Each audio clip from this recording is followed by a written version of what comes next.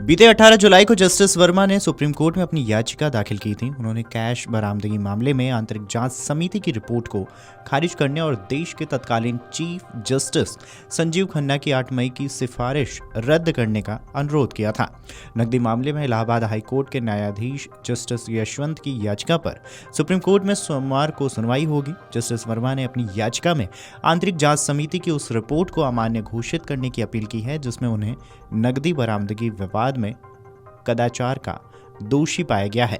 इस याचिका पर जस्टिस दीपांकर दत्ता और जस्टिस एजी मसीह की पीठ सुनवाई कर सकती है। जस्टिस वर्मा ने देश के तत्कालीन चीफ जस्टिस संजीव खन्ना की 8 मई की सिफारिश रद्द करने का अनुरोध भी किया है, जिसमें उन्होंने संसद से उनके खिलाफ महाभियोग की कार्यवाही शुरू करने का आग्रह किया था। दिल्ली में उनके सरकारी आवास से भारी मात्रा में जली हुई नकदी बरामद की गई थी।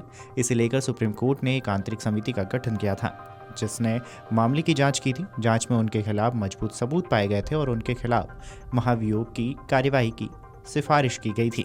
इस मामले में बीते 18 जुलाई को जस्टिस वर्मा ने सुप्रीम कोर्ट में अपनी याचिका दाखिल की थी और जांच समिति की रिपोर्ट को खारिज करने और देश के तत्कालीन चीफ जस्टिस संजीव खन्ना की 8 मई की सिफारिश रद्द करने का अनुरोध किया था।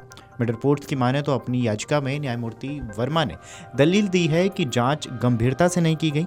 ऐसे में उन्हें अपने खिलाफ लगाए गए आरोपों की जांच करने और उन्हें गलत साबित करने की आवश्यकता हुई। उन्होंने आरोप लगाया कि पैनल के निष्कर्ष से पहले ही कल्पना की गई कहानी पर आधारित थे। न्यायमूर्ति वर्मा ने कहा है कि जांच की समय सीमा केवल प्रक्रियात्मक निष्पक्षता की कीमत पर और कार्यवाही को जल्द से जल्द समाप्त करने की इच्छा से प्रेरित थी। याचिका में यह भी तर्क दिया गया है कि जांच पैनल ने उन्हें पूरी और निष्पक्ष सुनवाई का अवसर दिए बिना ही फैसला सुना दिया है। याचिका को अभी सुनवाई के लिए किसी पीठ के सामने सूचीबद्ध किया जाना है। घटना की जांच कर रहे पैनल की रिपोर्ट में कहा गया था कि न्यायमूर्ति वर्मा और उनके परिवार के सदस्यों का उस स्टोर रूम पर नियंत्रण था जहां से भारी मात्रा में अधजली नकदी मिली थी। इससे उनके कदाचार का सबूत मिलता है जो इतना गंभीर है कि उन्हें हटाया जाना चाहिए।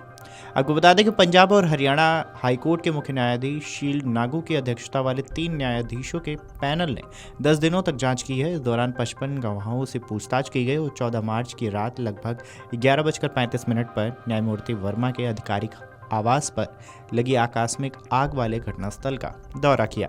जस्टिस वर्मा उस समय दिल्ली उच्च न्यायालय के न्यायाधीश थे और अब इलाहाबाद उच्च न्यायालय में कार्यरत हैं।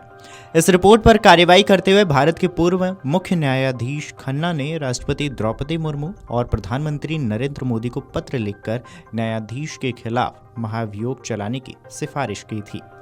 Video desk अमरउजाला.com।